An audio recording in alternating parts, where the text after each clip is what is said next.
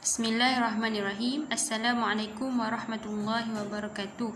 Nama Nur Amirah binti Abdul Aziz, Naumetrik I193041888. Baiklah, saya akan menerangkan kesan-kesan COVID-19 terhadap aspek pendidikan. Yang pertama, persekitaran pembelajaran. Persekitaran pembelajaran akan menyebabkan pelajar tidak dapat mengatur jadual pembelajaran dengan sebaiknya. Ini kerana persekitaran di rumah yang lebih selesa menyebabkan sikap ambil mudah ataupun sambil lewa dalam diri pelajar, menyebabkan pelajar kadang-kadang tidak dapat menyiapkan tugasan yang diberikan oleh guru ataupun pensyarah. Poin yang kedua, sukar mengasah bakat kemahiran berfikir pelajar dalam pembelajaran atas talian. Ini kerana pembelajaran yang dilakukan di atas talian agak kabur untuk mengasah bakat pelajar tersebut. Adapun di sekolah telah disediakan pelbagai kelengkapan pembelajaran untuk dipraktikkan oleh pelajar berbanding di rumah. Poin yang ketiga, guru sukar berinteraksi dengan pelajar disebabkan oleh gangguan internet dan sebagainya, akan menyebabkan kesukaran pelajar untuk memahami pembelajaran dengan sebaiknya. Yang kedua, masalah internet. Tidak semua pelajar mempunyai wifi ataupun gadget. Sesetengah ibu bapa yang mempunyai pendapatan yang rendah sukar untuk ibu bapa tersebut membeli gadget ataupun memasang wifi di rumah. Poin yang kedua, guru sukar melaksanakan pembelajaran secara online. Ini disebabkan oleh jaringan internet guru ataupun pelajar itu sendiri yang terganggu, maka sukar untuk guru melaksanakan pembelajaran dengan sempurna. Poin yang terakhir, kesukaran bagi pelajar yang berada di kawasan luar bandar. Pelajar yang berada di kawasan luar bandar, sesetengah di kawasan mereka ni tidak mempunyai jaringan internet yang sempurna, yang elok, akan menyebabkan pelajar tersebut keciciran di dalam pembelajaran. Yang ketiga, masalah kewangan. Ini menyebabkan pelajar terpaksa mengeluarkan duit yang banyak untuk pembelian data internet. Bagi membolehkan mereka ni menghadiri kelas online ataupun peperiksaan secara online.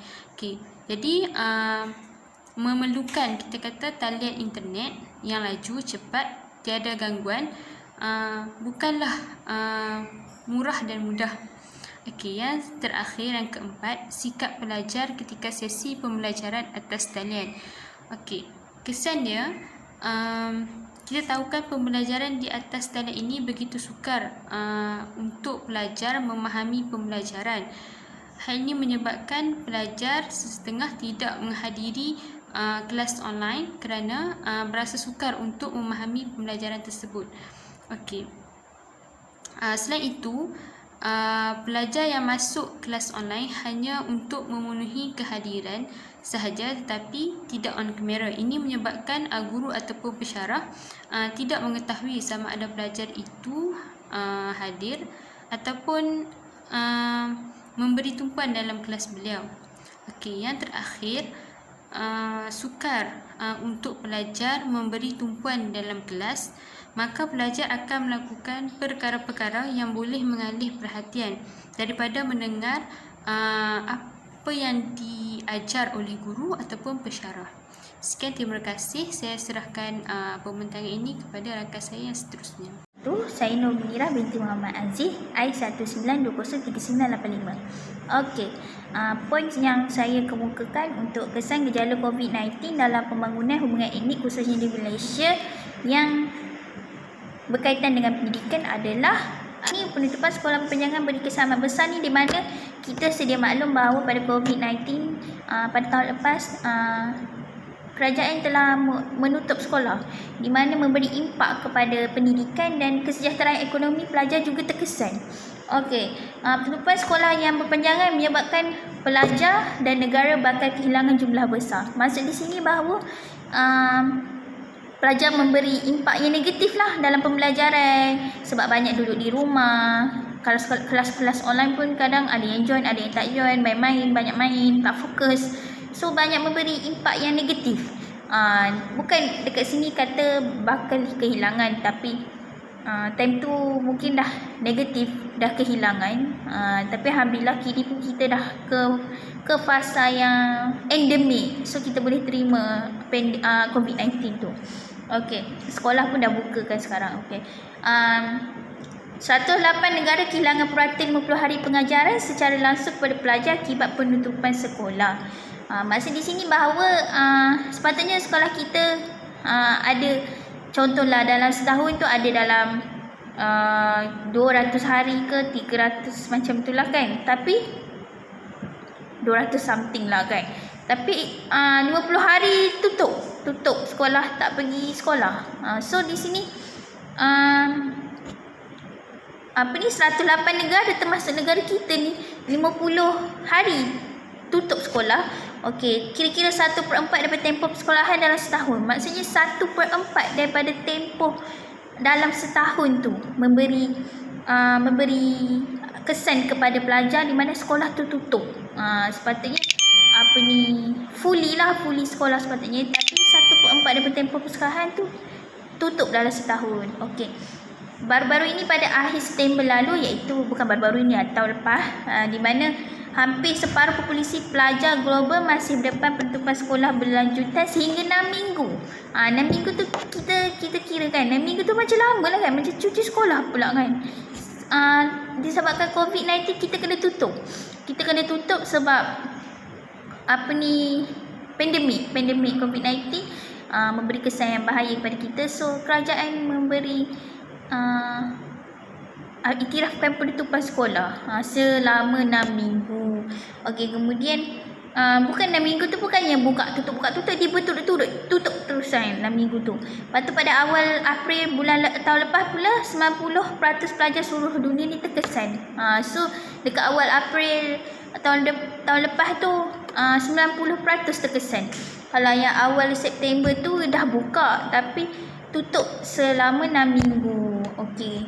Seterusnya, selain hilang peluang belajar, penutupan sekolah akibat COVID-19 ni menjejas center taksiran pembelajaran. Maksudnya di sini bahawa memberi impak negatif lah pada pelajar untuk belajar. Mungkin kita seperti maklum bahawa kalau belajar secara online ni memberi tak fokus. Kita main-main, ada yang masuk, ada yang tak masuk. Nak masuk, tak nak masuk sudah. Lepas tu kalau face to face ni kita boleh berinteraksi dengan baik. Maksud menjejaskan taksiran pembelajaran tu macam tak fokus lah kan. Dia kehilangan fokus belajar tu.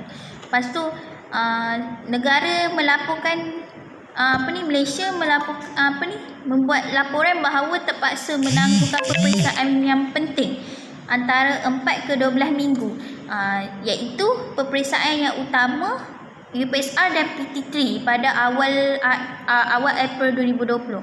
Sepatutnya ada exam UPSR dan PT3 pada awal April 2020 tu, tapi terpaksa batalkan di mana disebabkan pandemik COVID-19 ni 4 ke 12 minggu mereka tutup sebab nak menjaga SOP, menjaga persetaran sekolah tu daripada terjejas. So mereka terpaksa tutup. Dan kalau didedahkan lagi calon UPSR dan PT3 ni totally purata nak dekat 1 juta calon. Kalau ikut dekat laporan sini mereka mengatakan PT3 440,000, UPSR 450,000. So dekat sini mereka perlu tangguhkan peperiksaan pada waktu itu, tahun lepas bulan April tu. Okey, di sini bahawa kita perlu cakna dengan COVID-19 ni, kita perlu jaga. Kerajaan buat penutupan sekolah tu bukan saya saja, tapi dia nak jaga kita. Tapi sekarang kita dah pada fasa endemik, so kita kena terima COVID-19 tu, so kita kena jaga SOP tu dengan baik lah. Okey, itu saja daripada saya untuk hari ini. Untuk presentation daripada saya. Assalamualaikum warahmatullahi wabarakatuh. Assalamualaikum warahmatullahi wabarakatuh. Nama Nur Salsabila binti Musa, I19203974. Okey, daripada tugas yang kita orang dapat adalah berkaitan dengan kesan COVID-19 yang berkaitan dengan pendidikan lah. Okey, antara yang kesan pendidikan yang boleh saya nyatakan dekat sini adalah berkaitan, yang pertama adalah berkaitan dengan tekanan berkaitan dengan psikologi, stres dalam mandiri seseorang pelajar IPTS maupun IPTA lah, ataupun pelajar-pelajar daripada sekolah rendah ataupun sekolah menengah. Okey, contohnya di mana yang semakin pada mula-mula yang totally lockdown tahun lepas, memang kita dapat lihat pengkaji menyatakan apa yang saya dapat lihat balik, di mana pengkaji mengatakan tekanan stres berkaitan dengan pembelajaran secara online ini adalah semakin meningkat, bermulanya terutamanya pada masa COVID-19, bermulanya pada tahun lepas lah. Okey, itu adalah tekanan daripada sudut psikologi. Yang kedua adalah berkaitan dengan pembahagian masa, di mana pembahagian masa bagi seorang pelajar bila mana totally lockdown, secara tidak langsung pelajar-pelajar diminta untuk balik ke kediaman masing-masing, dan bila mana sampainya ke tempat kediaman masing-masing, tanggungjawab sudah berubah daripada sebagai seorang pelajar kepada sebagai seorang anak. Dan di situ dalam satu masa ada dua tanggungjawab yang perlu diorang lakukan, dan menyebabkan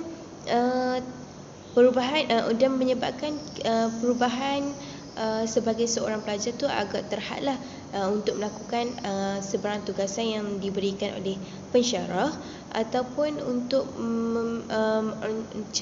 menjalankan pembelajaran secara lebih sistematik lah, sebab kita ada tanggungjawab sebagai seorang anak semasa kita berada di rumah. Okey, yang ketiga di mana yang kesan yang saya boleh katakan adalah pelajar ketinggalan, di mana bila mana terlampau lama pelajar-pelajar sekolah rendah ataupun sekolah menengah yang tidak diberikan, orang cakap tidak dapat hadir ke sekolah dalam jangka masa 3 bulan, di situ berlakunya orang cakap kurangnya pembelajaran secara formal seperti sebelum ni, dan berlakunya orang cakap kurang kefahaman dan orang cakap ketinggalan masa yang cukup berharga lah untuk seseorang pelajar tu dalam pembelajaran. Okey, itu sahaja daripada saya, dan sekian, terima kasih.